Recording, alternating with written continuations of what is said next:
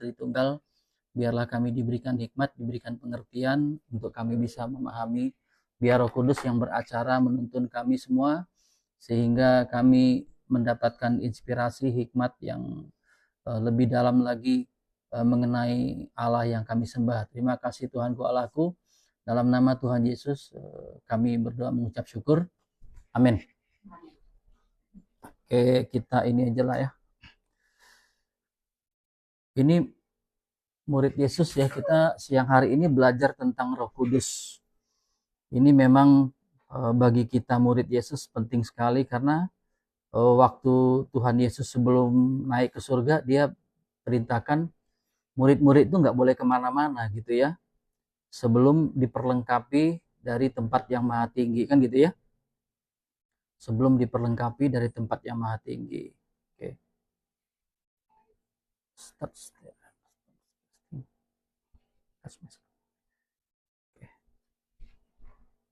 Ya. Ya. Kenapa perlu diperlengkapi? Karena memang kalau tidak diperlengkapi oleh Roh Kudus, kita itu nggak bisa sebenarnya berperan menjadi saksi gitu ya.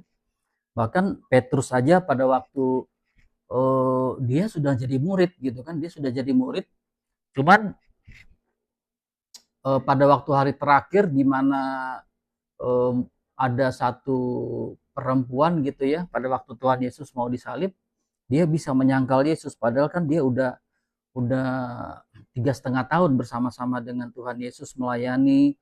Bahkan model pemuritannya juga pemuritan yang apa ya, pemuritan yang istilahnya relational discipleship gitu ya, pergi bersama-sama, melayani sama-sama, belajar sama-sama, menyembuhkan orang sakit bareng-bareng gitu ya. Jadi benar-benar nggak cuman transfer apa ya, transfer knowledge, tapi juga transfer kuasa gitu, transfer pengetahuan. Tapi di detik-detik terakhir dia bisa juga ya bilang aku nggak kenal gitu ya. Nah itulah pentingnya kenapa diperlengkapi dari kuasa, diperlengkapi kuasa dari tempat yang maha tinggi gitu ya. Nah itulah pentingnya Roh Kudus dalam kehidupan kita. Jadi itu Roh Kudus itu sebenarnya anugerah kedua ya, anugerah kedua setelah kita menerima Tuhan Yesus. Kalau di dalam gambar kita itu gini ya, anugerah kedua itu seperti ini. Kalau anugerah pertama kita kan menerima tubuh dan darah Yesus ya. Jadi sebelum itu kita menjadi dari orang yang belum percaya, terus karena kita menerima tubuh dan darah Yesus, kemudian kita menjadi orang percaya gitu ya. Ini anugerah yang pertama. Tetapi yang kedua itu di saat kita menerima Roh Kudus ya. Jadi ini penting sekali ya Roh Kudus ini dalam kehidupan kita. Kalau kemarin-kemarin kan kita sempat sharing ini ya, gambar kehendak Allah ya. Kenapa kita penting mengetahui gambar kehendak Allah ini ya? Karena kalau kita ngerti gambar kehendak Allah ini, kita bisa apa ya? Bisa cerita Alkitab kita itu dengan tepat gitu. Pada waktu kita menceritakan Roh Kudus, kita bisa menceritakan tentang Allah itu dengan tepat ya. Kalau Allah kita itu kan sebenarnya Esa ya, Allah kita tuh Esa, satu dengan 3 pribadi kayak gini ya. Jadi ada Bapa, ada Anak, dan ada Roh Kudus kan gitu ya. Dan Allah yang Tritunggal ini sebenarnya sudah diceritakan sejak dari Perjanjian Lama gitu ya. Sejak dari Perjanjian Lama itu sudah ada apa namanya pengertian tentang Allah yang Tritunggal, Bapa, Anak, dan Roh Kudus. Waktu di Kejadian 1 itu baiklah kita menjadikan manusia itu menurut gambar dan rupa kita. Dia bilang begitu kan? Jadi kita ini kan artinya nggak tunggal, jadi ada jamak gitu ya. Bahkan pada waktu murid-murid mau membaptis pun, Tuhan Yesus sebelum dia naik ke surga, dia bilang amanat agung itu jadikanlah semua bangsa murid gitu ya. Baptislah mereka di dalam nama Bapa, Anak, dan Roh Kudus gitu ya. Jadi dari cerita itu kita udah tahu maknanya sebenarnya Allah kita Allah Tritunggal gitu ya. Bapa, Anak, dan Roh Kudus. Jadi Bapa sendiri sebenarnya bukanlah anak, anak juga bukanlah Roh Kudus bukanlah Bapa, tapi inilah Allah. Kayak misalnya kita tuh kan ada tubuhnya, ada jiwanya, ada rohnya gitu kan. tubuhnya itu bukanlah rohnya, rohnya bukanlah jiwanya gitu ya, jiwanya juga bukanlah tubuh gitu ya. Nah, jadi kalau kita misalnya manusia itu ada tubuh, jiwa, rohnya kayak gini, seperti ini ya. Nah, nih. Kalau manusia itu kan kayak gini kalau di dalam 1 Tesalonika ya.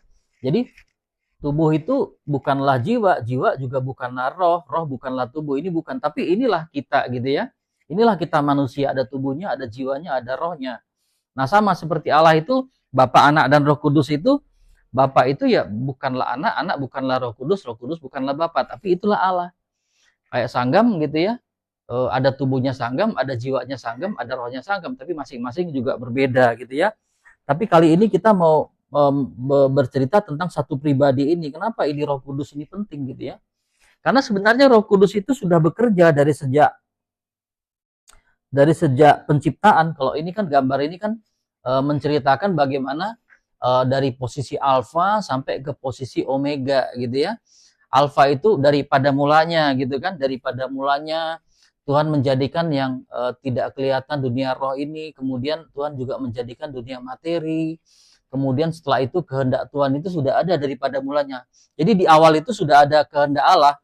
Kehendak Allah itu sudah mulai di sini gitu ya. Nah, cuman kehendak Allah itu kan dia nyatakan, dia dia apa namanya kalau kalau dibilang itu direalisasikan gitu ya dalam kurun waktu gitu ya. Kalau Adam posisinya di sini, kemudian setelah itu lewat lewat ribuan tahun kemudian ada Abraham, kemudian lewat ratusan tahun ada Musa kayak gitu ya, atau ribuan tahun ada Musa gitu kan.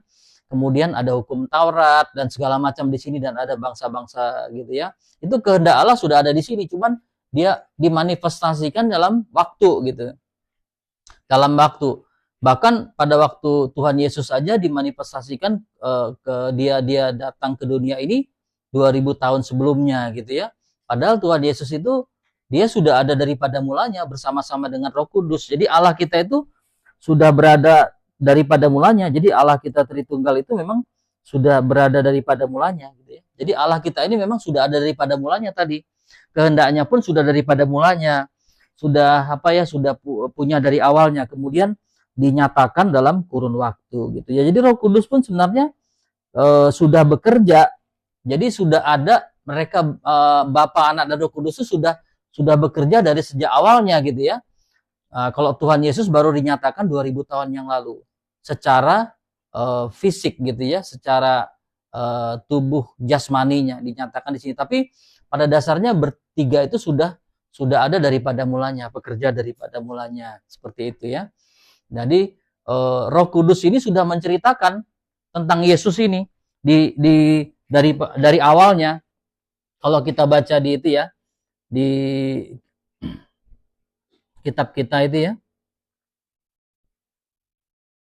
di 1 Petrus ya, 2 Petrus 1 ya. 2 Petrus 1 ya. Ayat yang terakhir gitu kan. Nah, yang terutama kan harus kamu ketahui ialah bahwa nubuat-nubuat dalam kitab suci itu tidak boleh ditafsirkan menurut kehendak sendiri gitu ya. Sebab tidak pernah nubuat-nubuat itu dihasilkan oleh kehendak manusia ya, tapi oleh karena dorongan Roh Kudus. Jadi Roh Kudus itu sudah bekerja, dia sudah mendorong para penulis di dalam kitab Perjanjian Lama itu, mulai dari kejadian sampai dengan Wahyu ini semua sudah Roh Kudus sudah bekerja. Roh Kudus sudah mendorong ya cerita ini. Mulai dari kejadian sampai dengan Wahyu. Ini kan cerita tentang Wahyu, kedatangan Tuhan Yesus yang kedua kali gitu ya. Nah, jadi dari Alfa sama Omega ini sebenarnya Roh Kudus itu sudah bekerja ya. Jadi tetapi oleh dorongan Roh Kudus. Jadi Roh Kudus itu sudah bekerja lewat Musa, lewat nabi-nabi yang lain seperti Daud, Salomo juga dia sudah bekerja. Dia mendorong. Jadi Roh Kudus sudah bekerja dari pada mulanya. Cuman Roh Kudus itu kalau di zaman Perjanjian Lama dia tuh memilih satu orang demi satu orang supaya dia bekerja. Tapi dia pun nggak masuk ke dalam orang itu. Dia cuma bekerja dari luar, Roh Kudus itu. Bekerja dari luar untuk mendorong orang-orang berbicara atas nama Allah, ya. Seperti itu Roh Kudus bekerjanya ya. Eh ya, jadi ya dari luar ya. Ya. Jadi dia tidak masuk gitu, tidak tinggal di dalam itu gitu ya. Sekali lagi seperti itu. Jadi mulai dari awal sampai dengan akhirnya Roh Kudus itu sudah bekerja ya, sudah bekerja.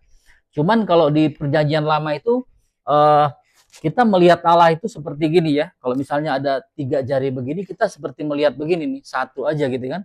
Allah satu. Kita belum melihat Roh Kudus bekerja secara ini gitu ya, secara terpisah gitu ya.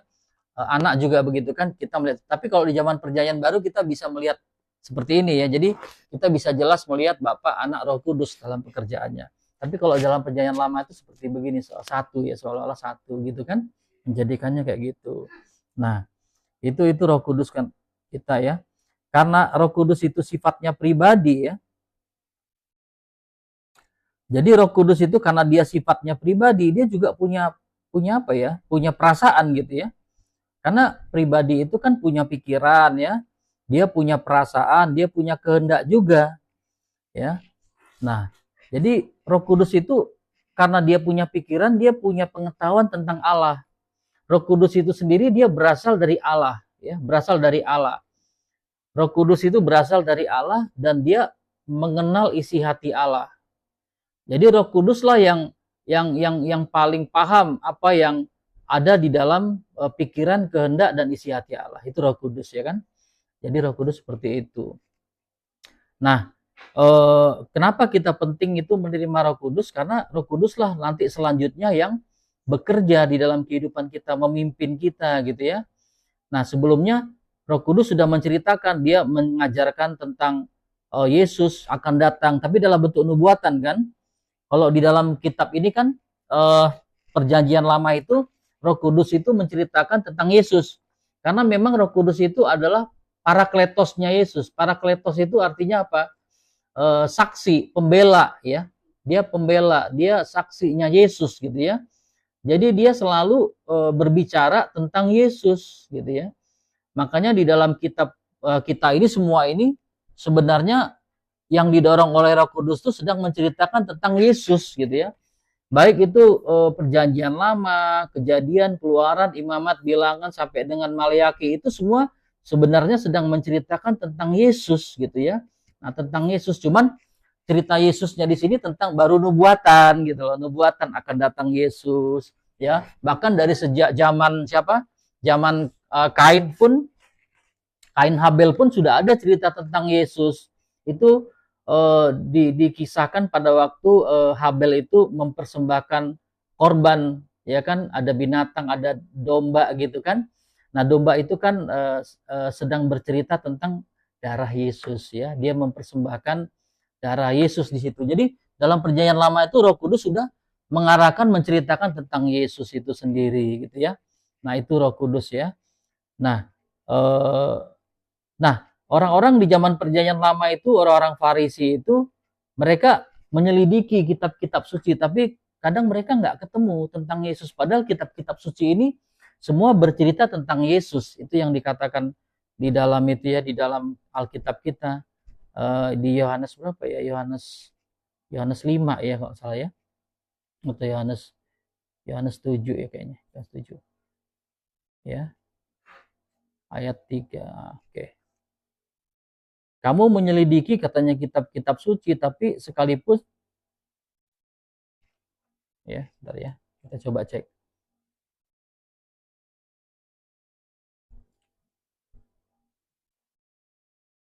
Ya.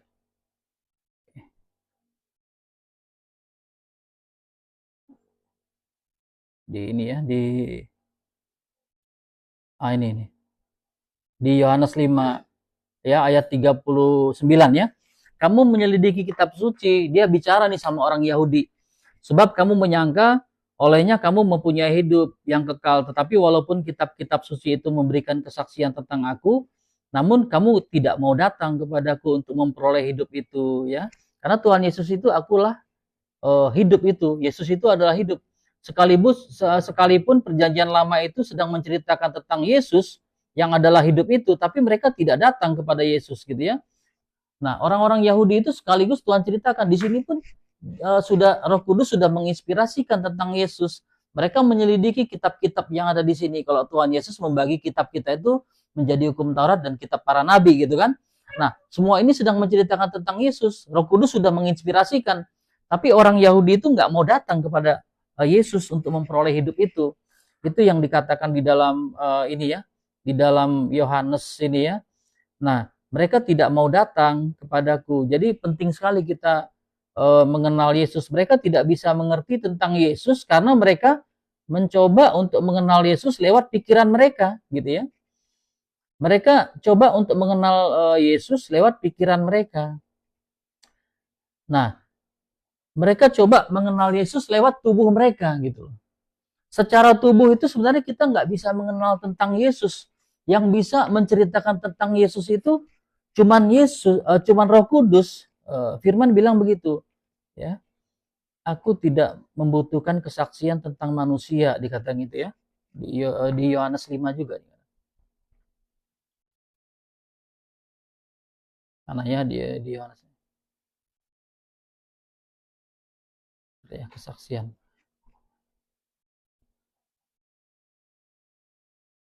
Kesaksian, ya. Ya. Iya, ayat 34 ya. Iya. Iya. Iya, betul. Jadi manusia kita itu ya, ayat 34 tadi ya. Ya, sebentar ya. Oke. Sebentar ya. Ya, 34.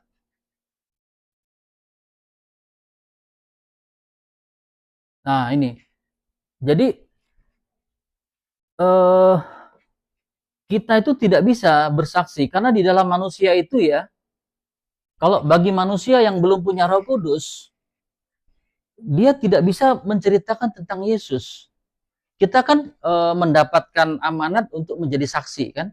Di Kisah Para Rasul itu kan dikatakan kamu akan menjadi saksiku, ya. Kisah Para Rasul 1, di mana di Yudea, Samaria, bahkan sampai ke ujung-ujung bumi kan bilangnya begitu kan. Dan kita juga mendapat pesan yang sama gitu untuk menjadi saksi, menceritakan tentang perbuatan-perbuatan besar yang Allah lakukan di dalam kehidupan kita. Tapi kan kita tadi baca di dalam Yohanes 5, dia itu tidak membutuhkan kesaksian dari manusia. Karena manusia kita ini sebenarnya tidak bisa bersaksi tentang Yesus, ya.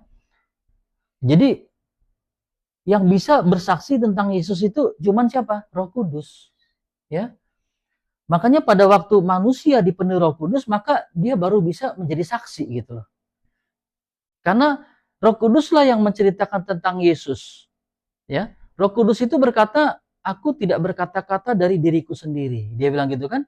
Aku mengatakan tentang apa yang Yesus katakan untuk aku ceritakan gitu. Tuhan Yesus bilang di dalam Yohanes ya. Yohanes berapa? Yohanes 15 gitu kan.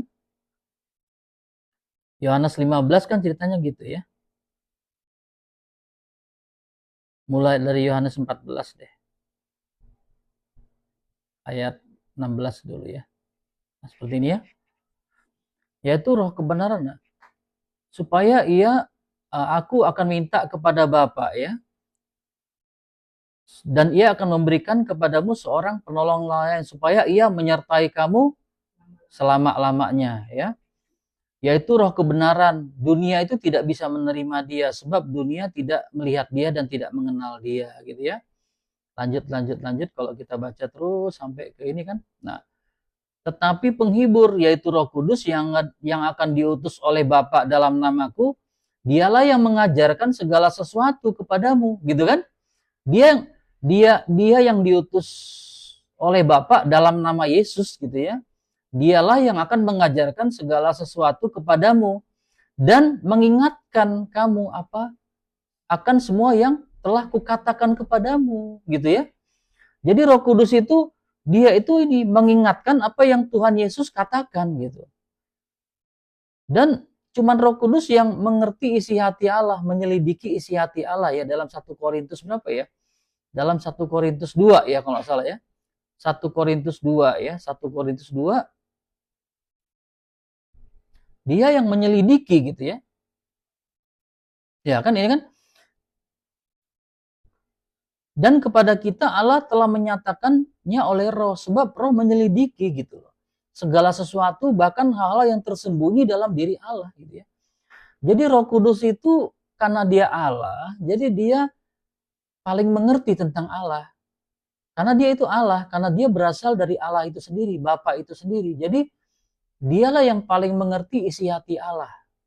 Dia yang mengerti apa dalam pikiran, kehendak, dan perasaannya Allah itu. Karena dia adalah Allah.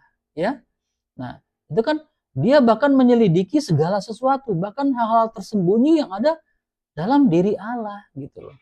Ya, kan tadi kita udah tahu Yesus itu adalah Allah ya. Roh Kudus itu adalah Allah. Gitu kan. Dan Bapa itu adalah Allah. Gitu ya. Jadi Roh Kudus itu yang paling paham.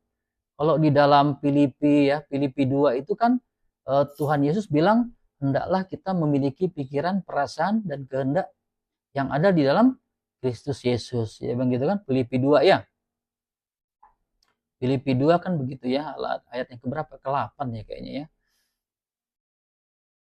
Ya, Filipi 2. Oh, sebelumnya ya.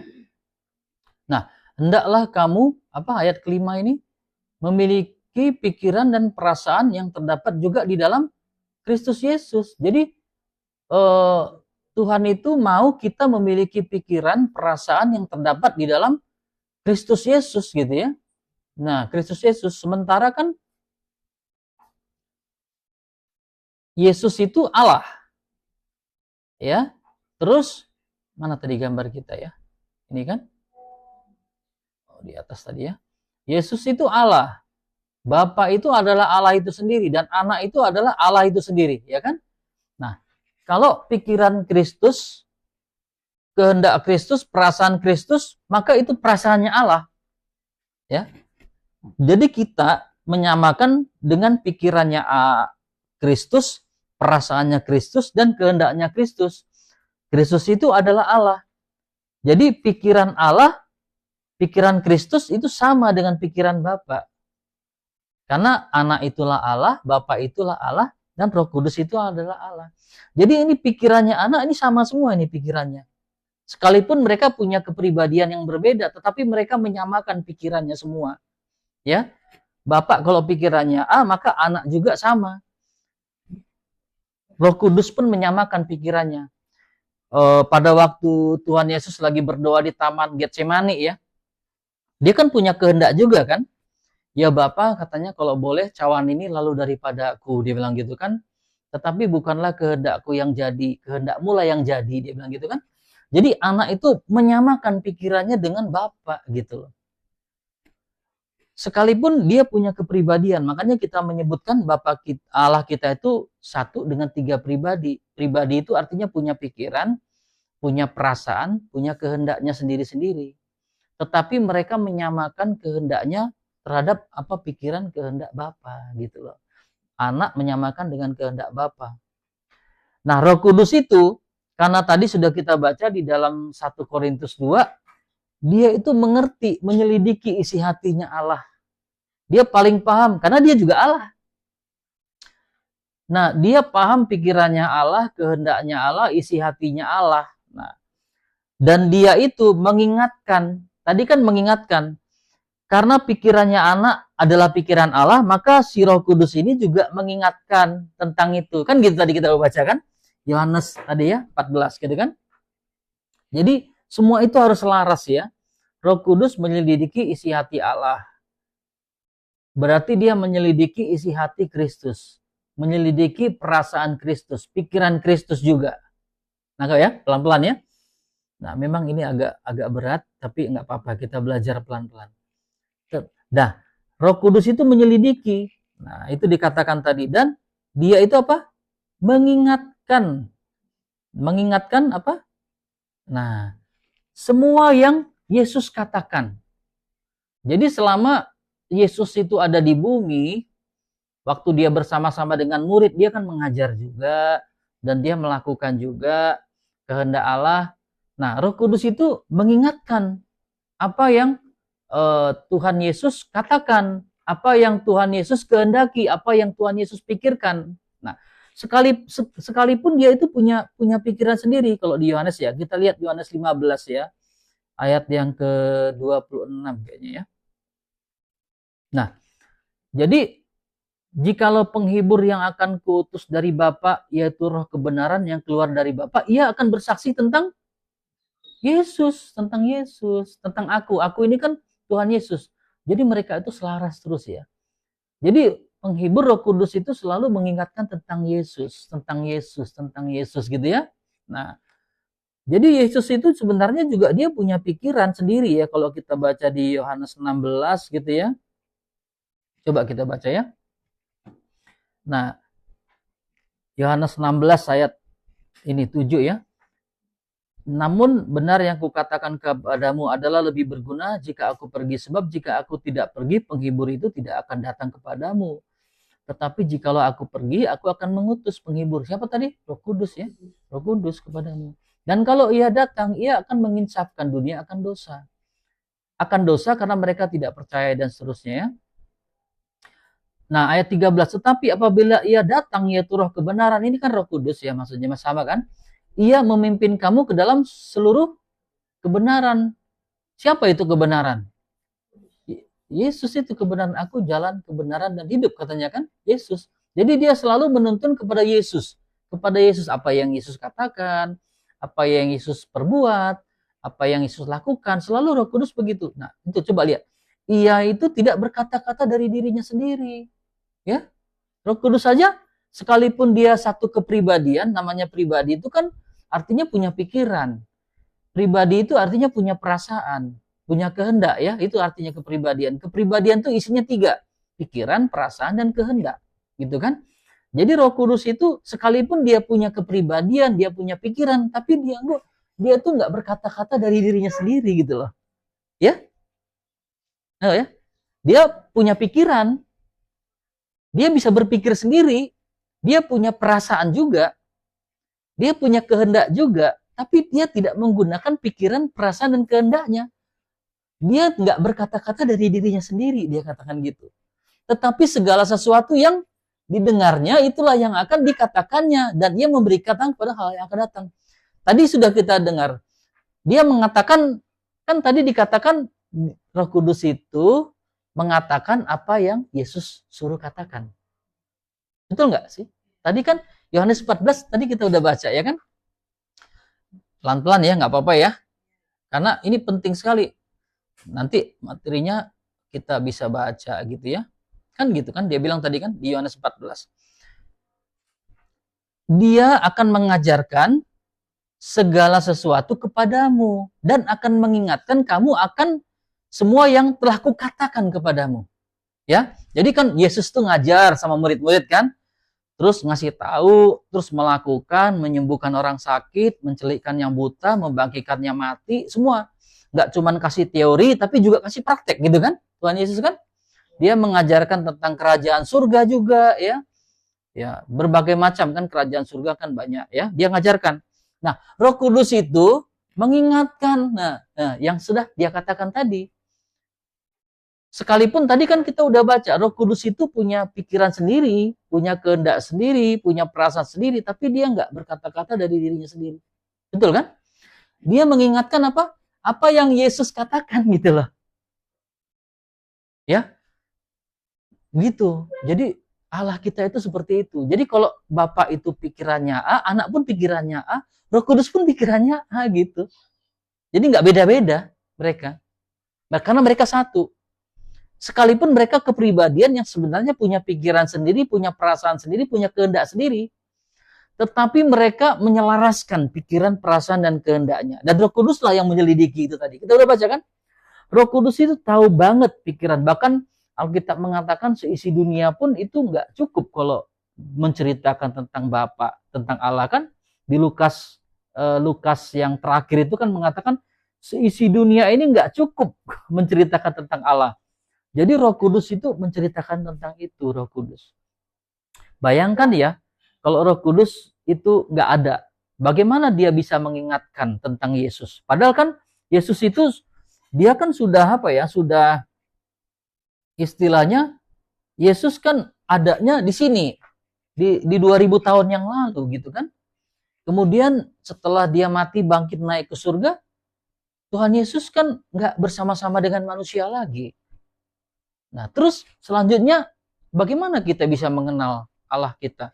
Bagaimana kita bisa mengenal Roh Yesus, perkataan Yesus, memahami perkataan Yesus? Siapa? Roh Kudus. Ya, Roh Kudus. Makanya Roh Kudus dicurahkan. Nah, jadi kalau kita baca versi lengkapnya kan gini ya.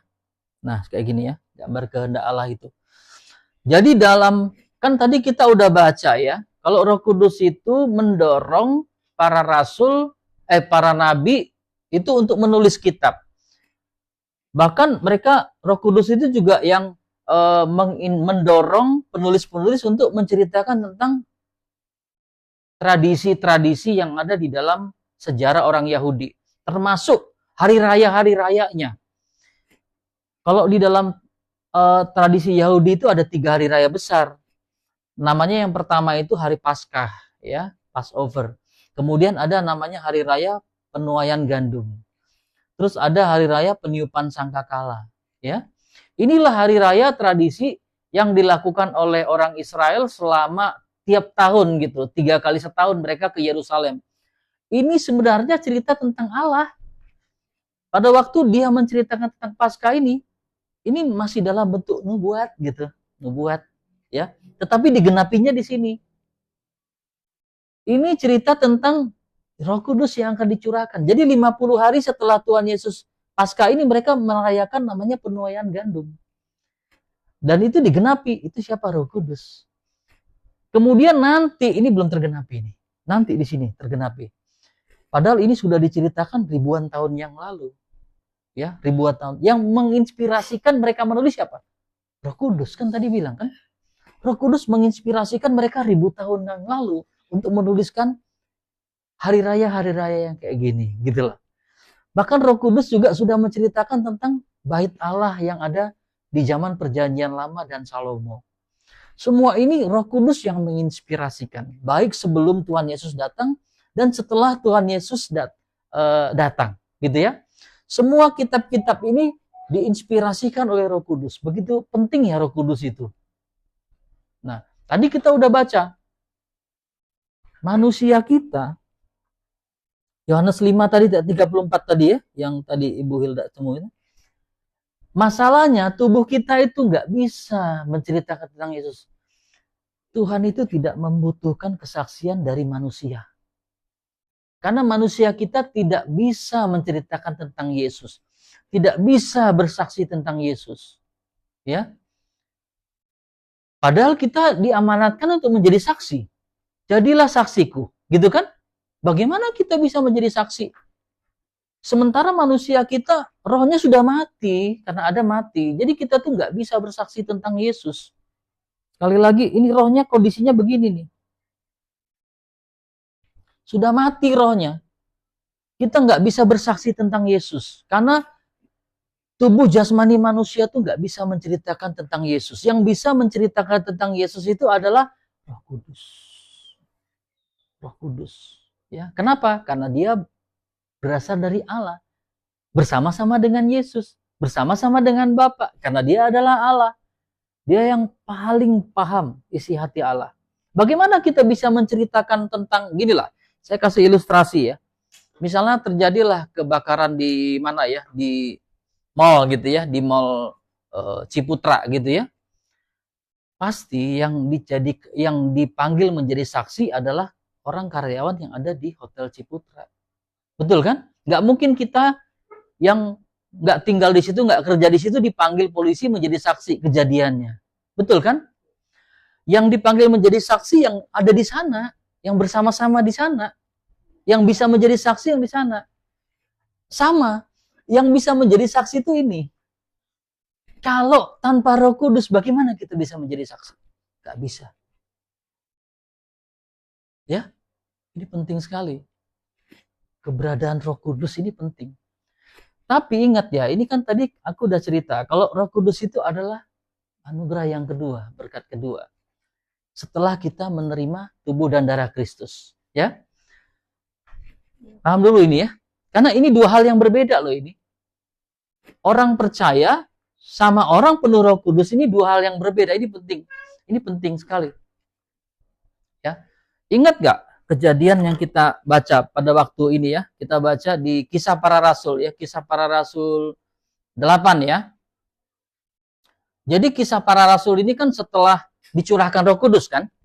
Jadi kalau kita baca di kitab Kisah Para Rasul itu yang pertama ya diceritakan, terus kemudian Kisah Para Rasul kedua pencurahan Roh Kudus, ya kan? Kisah Para Rasul ketiga kemudian baru mereka melayani.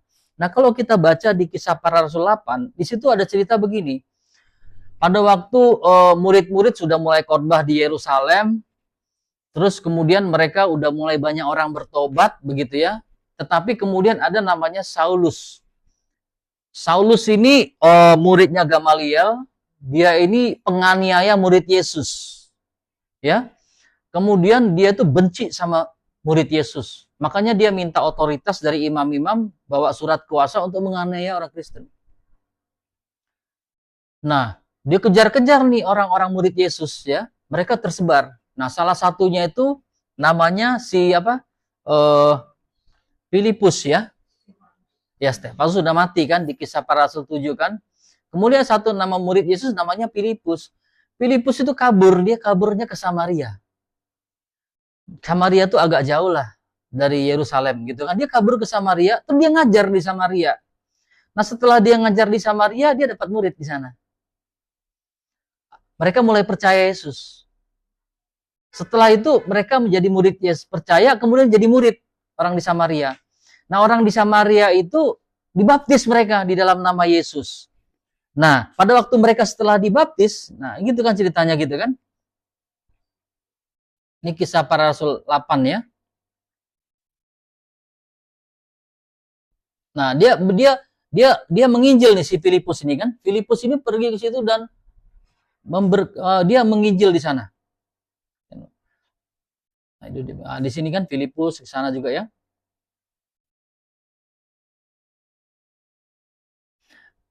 Nah, ini ya. Ini kan setelah Stefanus mati. Nah, dan Filipus katanya apa? Pergi ke suatu kota di Samaria dan memberitakan tentang Yesus gitu. Kepada orang-orang di Samaria tadi ya. Ketika orang-orang banyak itu mendengar pemberitaan Filipus dan melihat kuasa dan tanda-tanda yang dinyatakannya, mereka semua bulat hati menerima apa yang diberitakannya si Filipus itu. Ya. Pada waktu itu banyak orang yang disembuhkan roh jahat. Maka orang di kota itu senang, bersukacita ya. Nah, terus dan seterusnya. Tetapi sekarang mereka percaya kepada Filipus yang memberitakan Injil tentang kerajaan Allah dan tentang siapa? Nama Yesus. Dan mereka memberi diri mereka dibaptis gitu kan. Baik laki-laki maupun perempuan dibaptis mereka kan. Berarti kalau mereka sudah mendengar tentang Yesus, terus mereka dibaptis, mereka sudah jadi orang percaya dong ya. Betul kan? Orang percaya. Kayak kita dulu dibaptis kan. Nah, terus ketika ini ayat 14 ya, ketika rasul-rasul, nah saya berhenti di situ ya. Nah, pada waktu itu kan orang di Samaria itu gini, tiba-tiba Filipus datang nih, orang Samaria belum percaya ya. Terus Filipus khotbah, diajarin tentang Yesus, diceritakan tentang Mesias. Kemudian mereka percaya. Habis mereka percaya terus dibaptis. Mereka jadi orang percaya. Betul kan? Tapi mereka sudah terima Roh Kudus belum? Belum. Mereka masih menjadi orang percaya. Ya. Padahal pada saat itu Roh Kudus sebenarnya sudah tercurah kan? Betul kan? Pada Kisah Para Rasul 8 itu Roh Kudus sudah tercurah. Tapi belum masuk kepada orang Samaria. Tapi mereka sudah menjadi orang percaya. Seperti ini. Mereka sudah menerima. Kalau firman Tuhan apa? Barang siapa makan dagingku, minum darahku, kemudian dia mendapatkan kehidupan yang kekal. Barang siapa percaya kepadaku, mereka akan mendapatkan hidup yang kekal. Kan gitu kan? Mereka sudah jadi orang percaya. Nah, kita lanjut lagi. Setibanya di situ. Nah, ketika rasul-rasul, nih dia pulang ke Yerusalem, dia laporan nih, Filipus, bahwa Samaria sudah menerima firman Tuhan. Dan mereka mengutus Lalu mereka mengutus siapa? Petrus sama Yohanes ke Samaria. Nah, setelah Petrus Yohanes datang, kita nggak tahu ya berapa jedahnya lah. Mungkin jaraknya cukup jauh sih, Samaria sampai ke Yudea itu. Bisa hitungan, saya nggak tahu juga Filipus berapa lama dia ngajar di situ. Bisa hitungan hari, bisa hitungan bulan, bisa hitungan tahun juga ya. Terus dia pulang ke mana? Ke Yerusalem. Cerita dia sama murid-murid. Di Samaria orang-orang sudah menjadi murid gitu, dan sudah dibaptis. Nah, terus kemudian setibanya mereka ya, murid-murid mengutus siapa? Petrus dan Yohanes gitu kan. Setibanya di situ, kedua rasul itu berdoa supaya orang-orang Samaria itu beroleh Roh Kudus. Nah, sebab Roh Kudus belum turun. Padahal Roh Kudus sudah dicurahkan kan?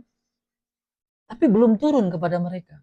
Jadi pada waktu pada waktu Petrus, mereka tadi masih posisinya di sini, masih menjadi orang percaya. Nah, pada waktu Petrus dan Yohanes berdoa untuk mereka, mereka dipenuhi Roh Kudus. Jadi orang kudusnya Tuhan, ya. Jadi Yesus itu dia memberikan tubuh dan darahnya. Tugasnya Yesus itu adalah Kristus. Jabatannya Kristus. Yang kan Yesus Kristus kan?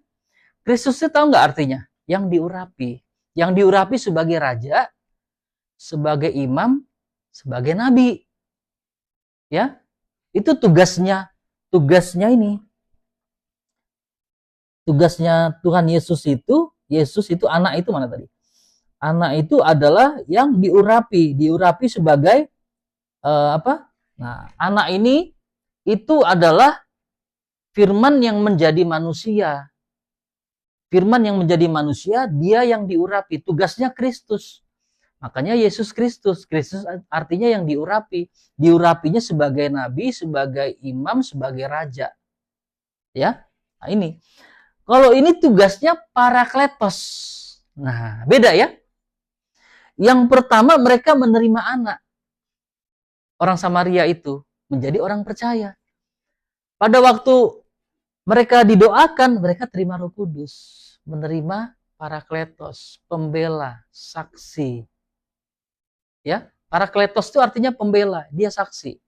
Makanya pada waktu Roh Kudus masuk kepada mereka, mereka baru bisa menjadi saksi. Pada waktu Roh Kudus masuk kepada para murid, baru mereka bisa menjadi saksi. Sebelumnya mereka nggak bisa jadi saksi. Ya, tapi mereka kan murid-murid Yesus yang 12 itu kan sudah percaya Yesus sebelumnya. Mereka sudah menerima anak kan? Sudah menerima anak sebagai murid. Mereka jadi murid kan? Mereka sudah percaya. Digenapinya kapan? Pada waktu Tuhan Yesus mati di kayu salib kan gitu kan? Tapi mereka sudah menerima firman mereka. Nah, pada waktu Tuhan Yesus mati di kayu, tergenapi firman mereka bahwa tubuh dan darah Yesus menghapuskan dosa mereka. Nah, jadi seperti itu. Sebenarnya orang-orang di sini pun pada waktu Tuhan Yesus, murid-murid kan kira-kira di sinilah jeda waktunya ya, 33 tahun di sini kan. Murid-murid itu kan mereka sebenarnya statusnya masih roh yang mati. Betul nggak? Kenapa masih rohnya mati? Karena mereka masih keturunan Adam. Ya. Pada waktu Adam yang pertama mati, maka semua yang ada diturunkan oleh Adam menjadi roh yang mati. Anggap dulu ya. Ini ya. Pada waktu Adam mati, gini ya, pelan-pelan ya. Mana gambar ikan kita ya? Pada waktu Adam mati gini ya. Adam yang pertama mati, Roma 5, semua yang ada di dalam Adam mati. Semua kita itu generasi dari Adam, rohnya mati semua. Manusia tidak bisa berhubungan dengan Allah, karena rohnya mati. Mati itu bukan berarti binasa, enggak. Cuman enggak bisa berhubungan aja. Ya, tidak bisa berhubungan. Jadi semua yang ada di dalam Adam mati. Termasuk kita ini roh yang dari Adam. Adam menurunkan Hawa, Hawa menurunkan rohnya Habel, kemudian menurunkan rohnya Set dan segala macam ya, sampai ke kita, dan semua kita roh dari mati. Supaya roh kita mati, maka harus menerima apa? Roh Kristus. Ya. Betul kan? Roh kita tetap mati. Jadi Adam mati rohnya kan? Dia melahirkan Habel. Habel pun rohnya mati. Habel melahirkan Set. Set pun rohnya mati. Mati semua nih gini, posisi mati gini ya. Sampai kepada kita. Saya rohnya mati. Sebelumnya ya, sebelum percaya. Anak saya pun rohnya mati.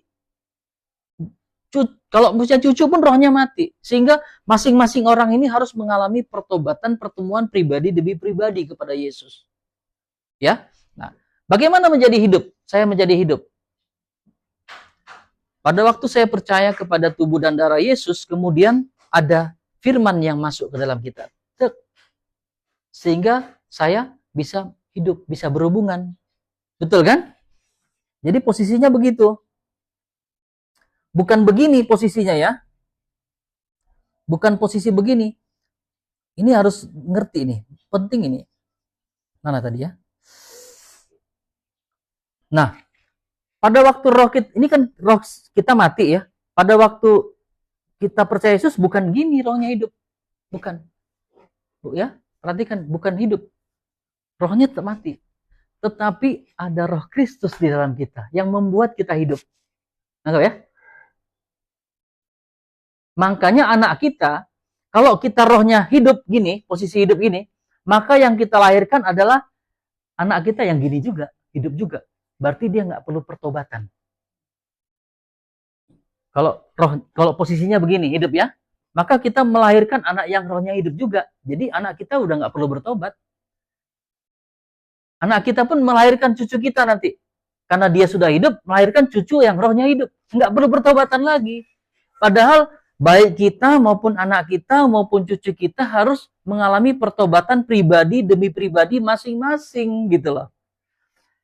Makanya begini situasinya. Pada waktu saya percaya, bukan begini hidup, tetapi anak roh Kristus yang memberikan hidup. Tetapi karena saya melahirkan anak, saya Jeremy misalnya gitu, rohnya pun mati Jeremy. Tetapi makanya dia perlu pertobatan pribadi supaya dia menerima Yesus lagi. Kalau Jeremy pun menikah, dia punya anak lagi, anaknya, cucunya pun harus menerima pertobatan pribadi untuk hidup. Jadi gitu ya, ngerti ya? Roh kita tetap mati. Tetapi bagaimana menjadi hidup? Nah, ini ya. Nangkap ya? Nah, jadi kalau dulu saya salah ngerti, saya pikir roh saya hidup gitu.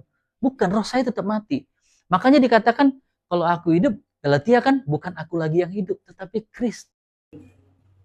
Ya, yang bikin kita hidup bukan kita yang hidup begini, tetapi Kristus yang masuk ke dalam kita. Makanya kita bisa berhubungan dengan Tuhan, kita menjadi hidup gitu. Ya. Tetapi anak kita tetap rohnya mati. Makanya dia perlu Kristus. Cucu kita roh yang mati, maka cucu kita juga perlu Kristus. Nah, seperti itu.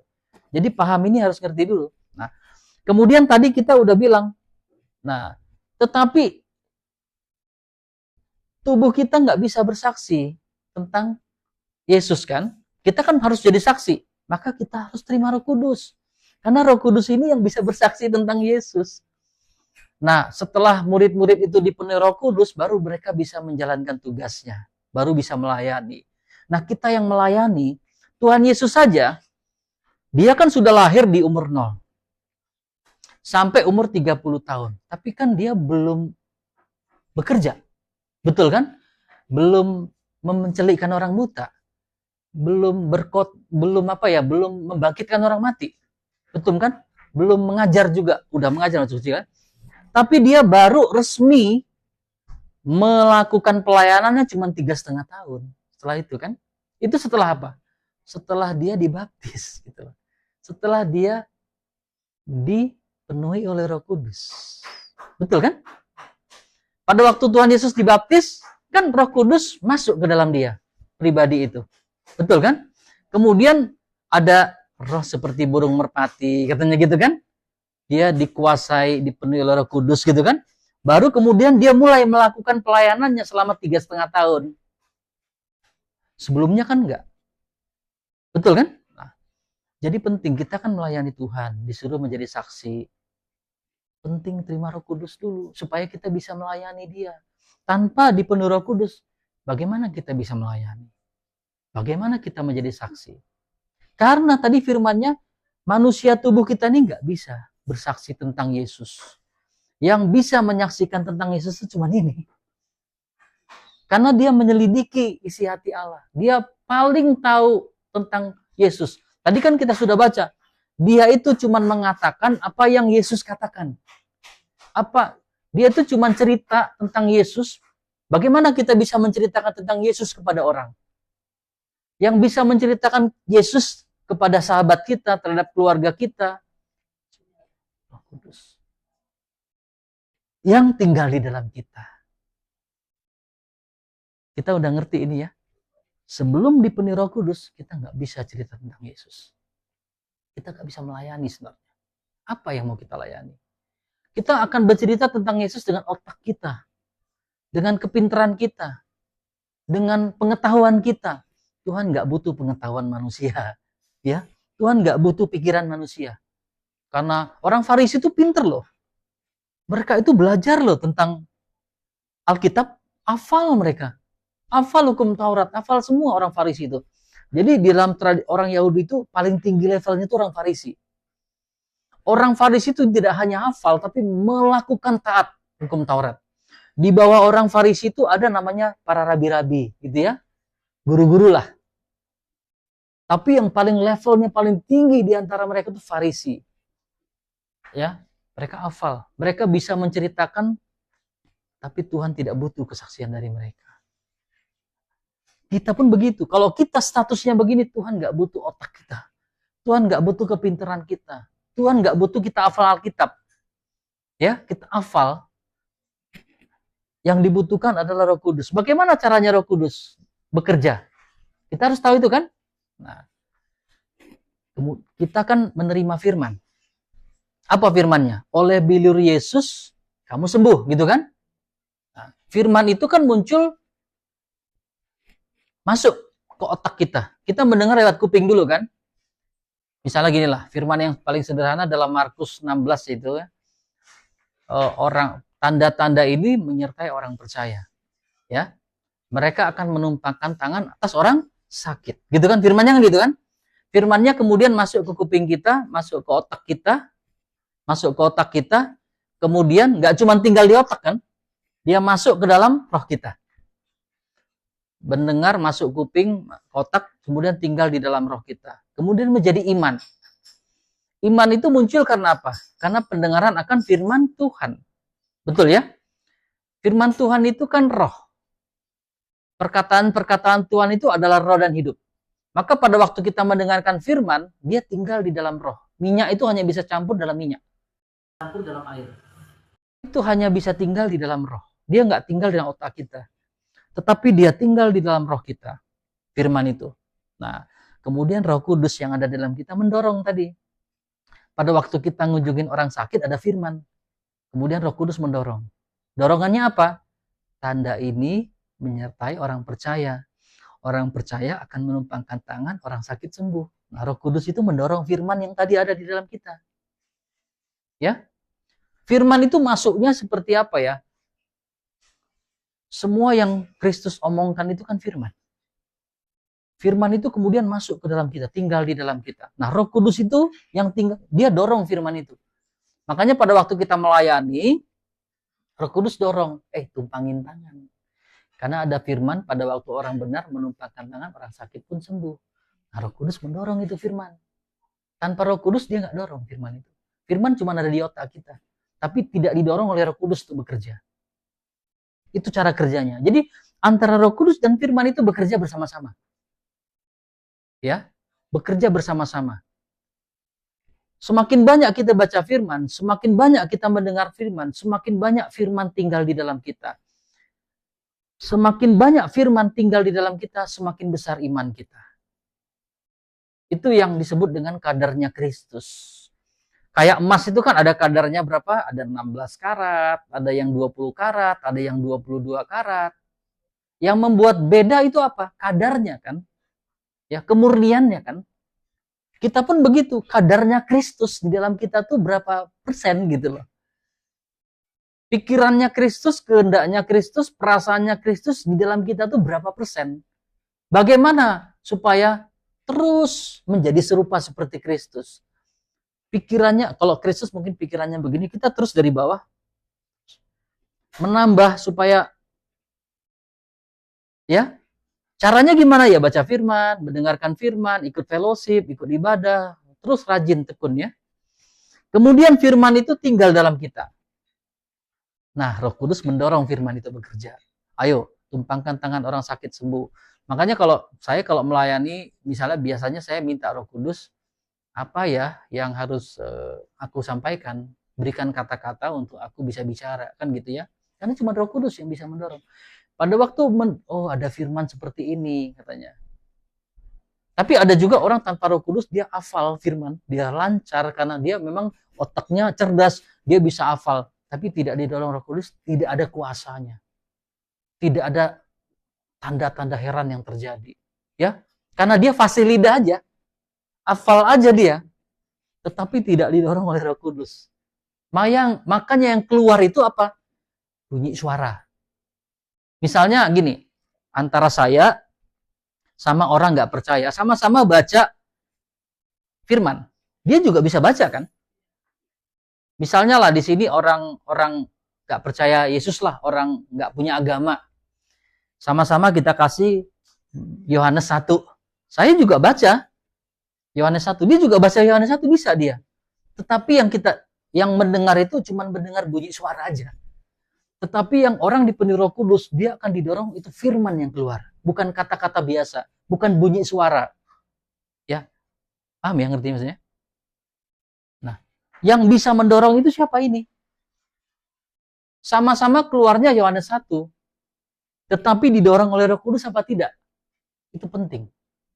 Kalau dia didorong oleh Roh Kudus, itu yang membuat orang bertobat. Nah, gitu. Paham ya? Tetapi kalau tidak didorong, sama-sama nih orang nggak percaya, sama-sama baca Yohanes 1. Sama-sama baca Yohanes 3:16 gitu loh.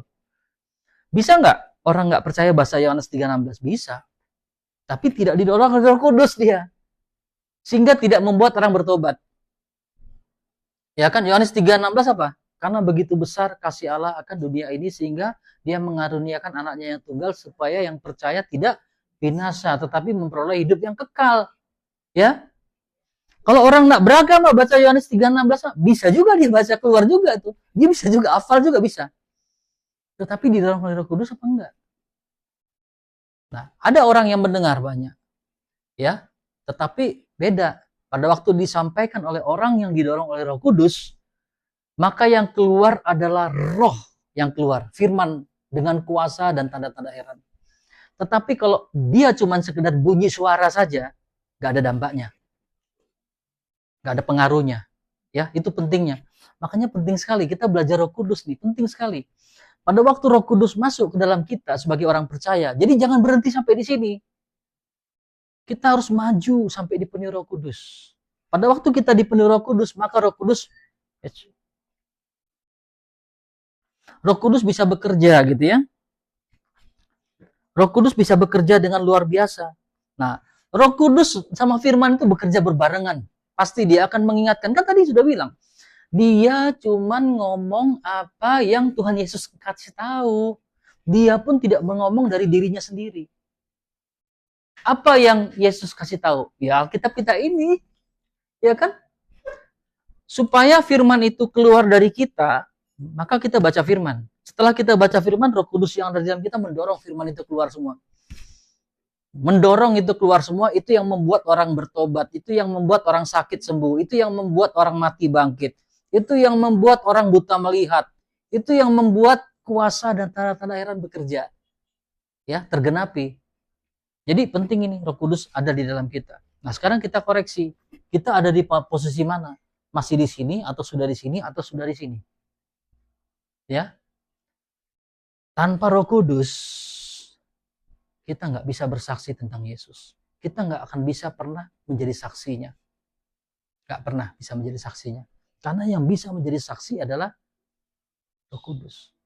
Makanya Tuhan bilang, kamu jangan kemana-mana sama murid. Sebelum kamu diperlengkapi oleh kuasa dari tempat yang maha tinggi. sebelum diperlengkapi oleh Roh Kudus. Jadi kita itu bergumul, berdoa sungguh-sungguh selain sebagai orang percaya supaya kita pun dipenuhi oleh Roh Kudus. Ya. Orang yang dipenuhi Roh Kudus itu disertai dengan karunia-karunia. Pada waktu Roh Kudus masuk ke dalam kita disertai dengan karunia. Kamu akan menerima kuasa, Kisah Para Rasul 8. Kamu akan menerima kuasa kalau Roh Kudus turun ke atas kita. Jadi pada waktu Roh Kudus masuk ke dalam kita akan menerima kuasa. Ya, Kisah Para Rasul 1 ayat 8. Ya. Dia bilang begitu. Kisah 1 ayat 8 kan gitu. Nih. Kamu akan menerima kuasa kalau Roh Kudus turun ke atas kamu. Ya. Jadi pada waktu kita Roh Kudus tadi ya, gini ya, Roh Kudus tadi turun. Nah, pada waktu Roh Kudus tadi turun, kita akan menerima kuasa. Kuasa itu kalau diteliti dalam kamusnya, biasa kalau kamus itu kalau kita baca kan ada banyak arti, 1 ini, 2 ini, 3 ini, banyak artinya ya. Tetapi ada satu makna yang ditulis adalah angel, malaikat. Jadi pada waktu Roh Kudus turun ke atas kita menerima para malaikat Tuhan. Nah, para malaikat Tuhan ini lah kuasa, power, ya. Presiden Jokowi, Presiden Prabowo, dia punya kuasa. Kenapa punya kuasa? Karena ada tentara di sekitar dia. Ada angkatan laut, ada angkatan udara, ada angkatan darat, gitu. Kuasanya itu ya angkatan darat itu. Yang bisa menyatakan perang itu ya presiden. Dia memerintahkan para malaikat Tuhan, bala tentara surga ini untuk melayani kita. Karena kuasa ini adalah roh-roh yang melayani orang yang mendapatkan keselamatan. Nah, gitu kan? Jadi kuasa itu dikatakan ya dalam Ibrani itu kan gitu. Ibrani 1 ya. Iya.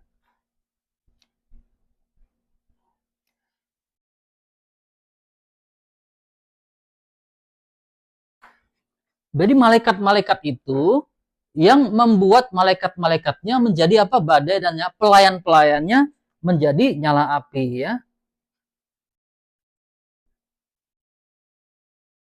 Nah, mereka itu siapa? Roh-roh yang melayani, yang diutus untuk apa? Melayani mereka yang memperoleh keselamatan.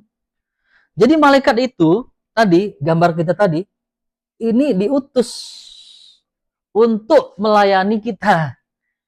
Sebenarnya malaikat ini sedang melayani Roh Kudus, tetapi karena Roh Kudus ada di dalam kita, maka kita pun ikut dilayani jadinya. Nah, ya?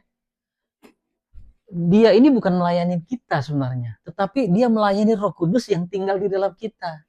Karena dia ini cuma menuruti apa yang diperintahkan oleh Roh Kudus. Ya, jadi kuasa ini dia ikut perintah oleh Roh Kudus. Maka karena Roh Kudus ada di dalam kita, makanya kita jadi ada kuasa kan? Kamu akan menerima kuasa kalau Roh Kudus turun ke atasmu. Itulah yang membuat kita bisa melayani. Dengan kuasa itu kita bisa mengusir setan. Kita bisa menumpangkan tangan orang sakit sembuh. Kita melakukan pelayanan. Kita penuh hikmat dalam diberikan hikmat untuk sekolah, jadi pinter gitu ya. Nah, saya kan pernah cerita ya, anak saya Esra itu ya, pernah ceritakan, anak saya Esra itu sebenarnya ya nggak pinter-pinter amat gitu, biasa aja gitu ya. Bahkan kalau terima rapot kami itu suka dipanggil guru karena deg-degan terus, ini naik kelas apa enggak ya gitu ya. Karena rankingnya paling bawah terus adiknya Michelle gitu ya. Setiap kali mau terima rapot kami deg-degan karena dipanggil guru gitu ya. Dinasehatin, rankingnya selalu paling bawah gitu ya. Terus saya bilang sama anak saya,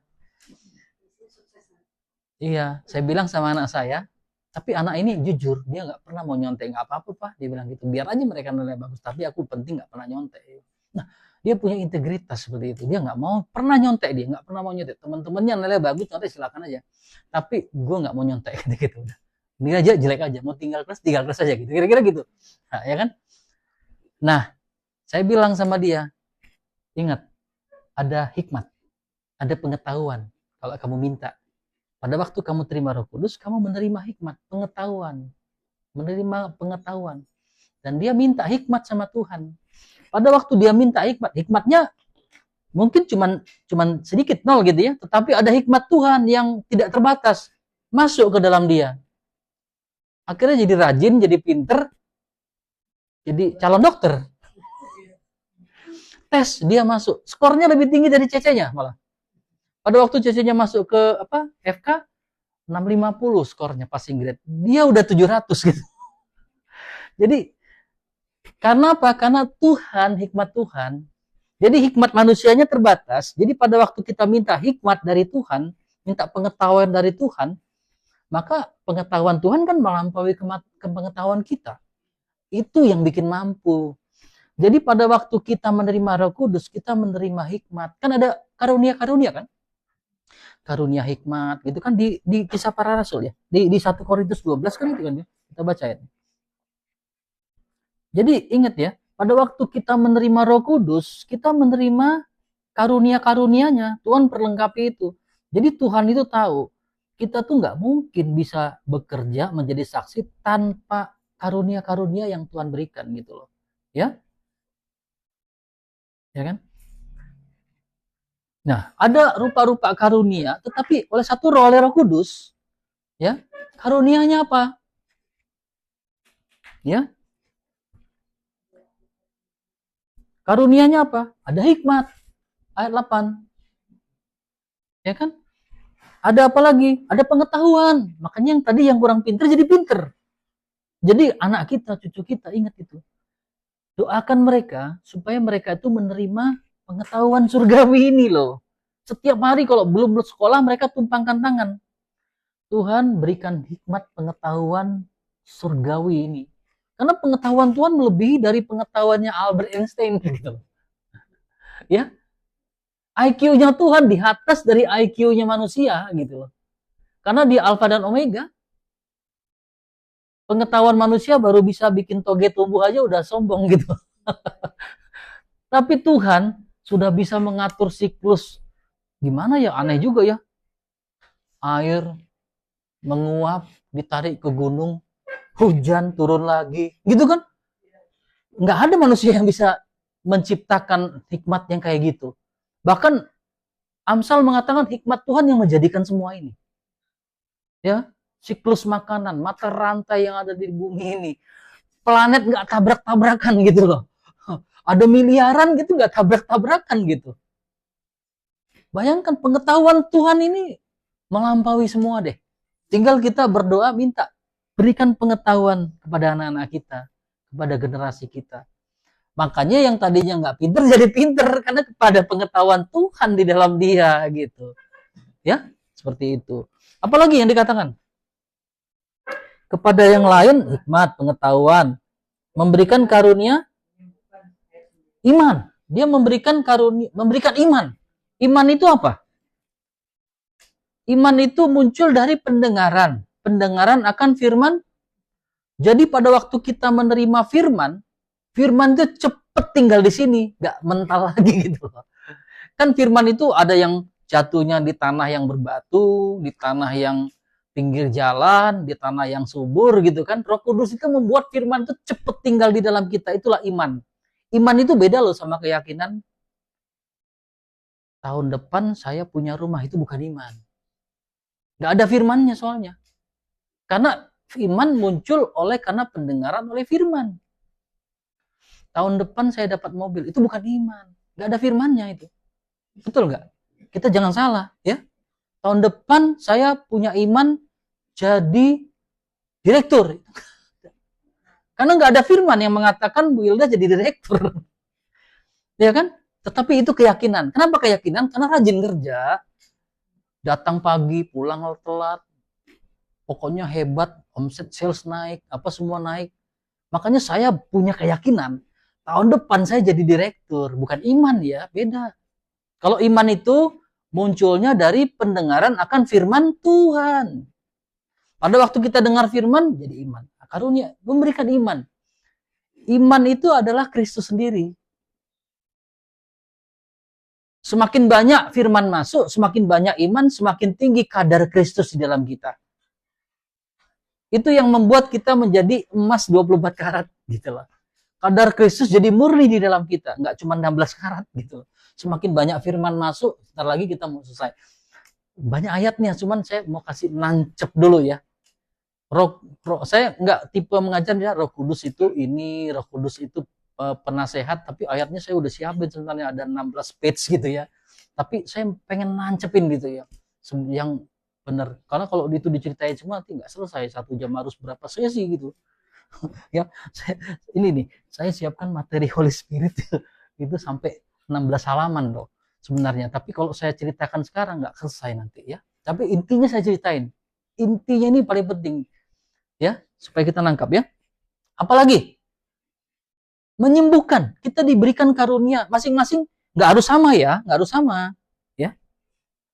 Terus kepada seorang diberikan kuasa untuk mengadakan mukjizat dan diberikan karunia untuk bernubuat, karunia untuk berbahasa roh.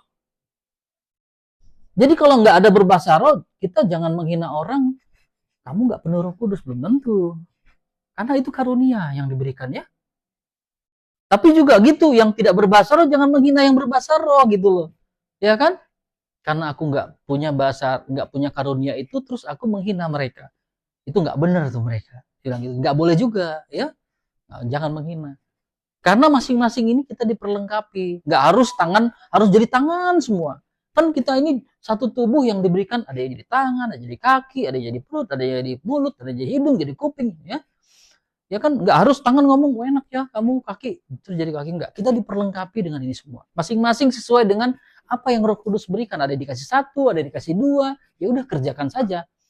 Tuhan memberikan karunia-karunia itu supaya kita sanggup menjadi saksi, supaya kita diperlengkapi menjadi saksi, menceritakan tentang Yesus. Nah, Roh Kudus mendorong itu ya. Tetapi Tuhan bilang dia terakhir, dia bilang gini ya, jadi berusahalah untuk memperoleh karunia-karunia yang paling utama gitu ya. Maksudnya apa? Tuhan itu memberikan kebebasan kepada kita, nggak cukup cuma 1 karunia, mintalah 2, kenapa harus 2? Mintalah 3, kenapa harus 3? Minta terus saja gitu loh. Ya jangan berhenti cuma dari 1 gitu loh. Karena Tuhan sudah bilang, perolehlah karunia-karunia lagi gitu loh. Makin nggak, jangan puas cuma 1. Ya, makanya berdoa minta lagi karunia kuasa, Tuhan berikan aku karunia, berikan aku gift lagi. Supaya apa? Bukan untuk mementingkan diri sendiri, tapi untuk melayani Tuhan. Di mana saja kita berada, di keluarga, di mana. Tadi kan kita diperlengkapi untuk bisa melayani di sini ya. Keluarga, pekerjaan, lingkungan sosial kita, supaya kita bisa menjadi saksi. Ingat, tanpa Roh Kudus kita nggak bisa menjadi saksi. Makanya murid-murid nggak boleh pergi. Tunggu aja, sabar. Begitu juga kita. Kita harus penuh dengan Roh Kudus supaya bisa menjadi saksi. Nah, ya. Nah, itu. Jadi pentingnya ya. Nah, ini saya nggak bohong kan, saya ini banyak banget ya. Tapi nggak mungkin lah gitu. Saya bagi aja nanti pelajarin Mas di rumah ya. Ayatnya lengkap banget nih. Tuh, ada 16 halaman. Tapi intinya kayak gitulah kira-kira ya. Karena kalau dijelaskan semua nanti nggak cukup. Ya, tuh ayat-ayat banyak banget ya kan, nggak selesai dibaca ya. Roh Kudus bisa ditolak. Nah, ini penting nih. Roh Kudus itu karena sifatnya dia seorang pribadi, jadi dia punya pikiran, dia bisa disedihkan juga loh, bisa didukakan. Karena satu pribadi itu bisa didukakan, bisa dikecewakan juga ya. Nah, pada waktu kita diberikan apa ya, tadi saya kasih ya semua filenya apa-apa biar makin pintar ya. Jadi Roh Kudus itu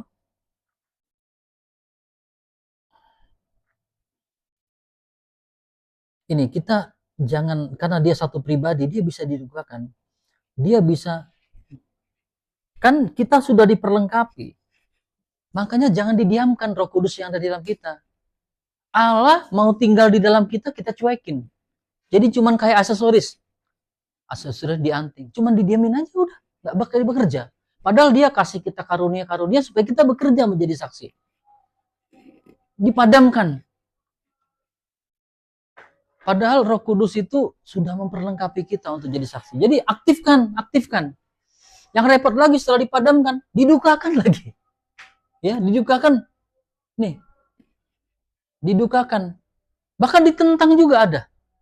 Di dalam ini semua ceritakan bagaimana Roh Kudus pun bisa didukakan, bisa dipadamkan, bisa ditentang, bisa dihujat juga. Dan dia, Roh Kudus itu tinggal di dalam setiap orang, dia nggak keluar ya. Begitu dia masuk sekali dan tinggal selama-lamanya. Kita mendiamkan dia selama-lamanya ya. Benar nggak sih dia? Ya, itu baca ya Yohanes sedikit lagi ya. Nah, ya. Nah, habis itu kita makan biar makannya enak gitu ya. Ya, sedikit lagi satu ya. Nih, ayat 13 deh, tarik 13. Mana ya? Nah, ini 16. Aku minta kepada Bapa dan dia akan memberikan Kudus tadi kan, supaya ia menyertai kamu selama-lamanya. Dia tinggal di dalam kita selama-lamanya, terus kita diamkan aja gitu. Nggak pakai buat bekerja, melayani, jadi saksi kan. Padahal dia sudah menolong kita, karena nanti dia itu menolong kita untuk mengerjakan pekerjaan yang ilahi. Karena nanti pekerjaan kita akan diuji suatu hari kelak. Diuji, apakah kita membangun iman kita itu dengan rumput kering, jerami, emas, perak, atau berlian. Itu 1 Korintus mengatakan gitu kan, 1 Korintus 3 ya. Kita itu sudah punya dasar imannya Kristus. Ya, sedikit lagi deh. Ini penting juga ya. Ya. Kita itu kan sudah punya dasar iman Kristus ya. Ini kan. Nah, kemudian kita harus bekerja dong, membangun dasar imannya setelah menjadi orang percaya. Kita harus bangun, karena apa? Karena suatu hari kelak akan diuji. Apakah kita membangun dengan rumput kering, jerami, atau kayu, atau apa? Karena kalau kita bangunnya dengan rumput kering, jerami, dan kayu, itu pekerjaan kita terbakar. Diselamatkan sih, diselamatkan, tapi yang ada penyesalan. Gak ada kemuliaannya. Kenapa dulu aku nggak jadi saksi? Kenapa dulu aku nggak mendoakan orang? Kenapa aku nggak melayani Kristus? Kenapa? Yang ada nyeselnya. Persoalannya, kita nggak tahu 5 menit, 10 menit, 1 hari lagi kita dipanggil apa enggak, kita nggak ada yang tahu. Pada waktu dipanggil itu selesai. Padahal dia sedang menolong kita untuk membangun tadi. Supaya membangun dasar iman kita itu dengan yang terbaik.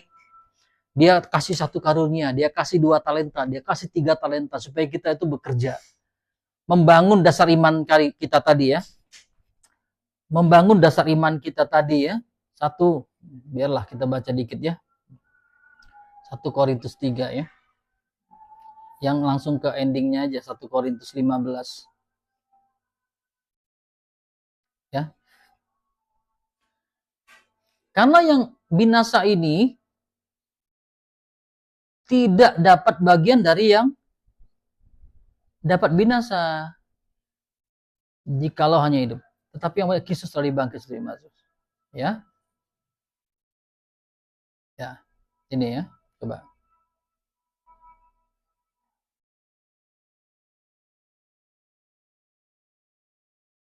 Bagaimana ke orang mati dibangkitkan ya?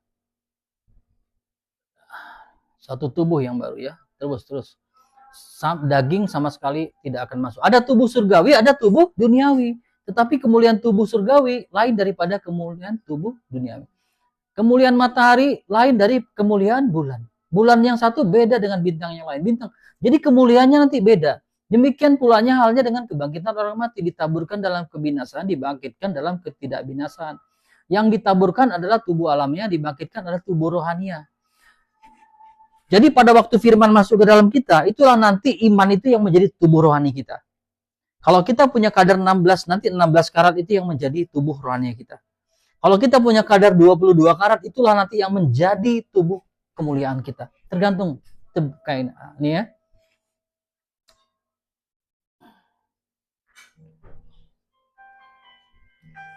Aduh. Opung. Sebentar Mak, lagi Bible study. Nanti telepon. Nanti aku telepon ya Mak. Sebentar lagi. Masih baru selesai Bible study. Yuk, yuk, yuk. Panggilan dari Big Boss sih. Bentar ya, kita lanjut. Satu lagi sebelum kita baca.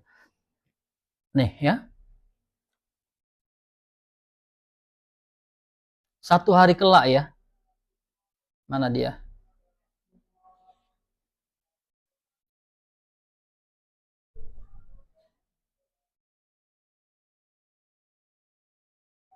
Ada itunya. Oke lah. Itulah kira-kira ya, tapi ayatnya berapa ya? Satu kali kelak pekerjaan kita akan diuji ya. Oh ya berarti yang di ini, di 3 ya. Nih.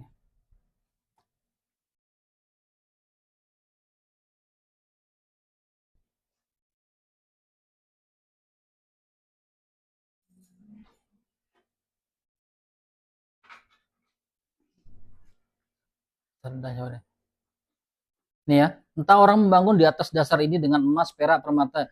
Nah, sekali kelak pekerjaan masing-masing akan nampak karena hari Tuhan itu menyatakan sebuah ikan nampak dengan api, ya kan? Betul kan? Nah, kalau yang dibangun dengan ini, ya kebakar dia, ya kan? Dengan rumput kering, jerami ini terbakar kan, gitu kan?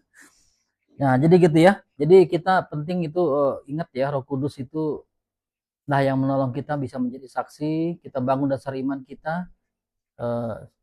Sementara itu aja dulu. Oke? Ada yang mau tanya boleh juga sih. Mau tanya apa enggak sih? Apa makan dulu baru tanya sambil makan sambil tanya-tanya ya. Doa ya.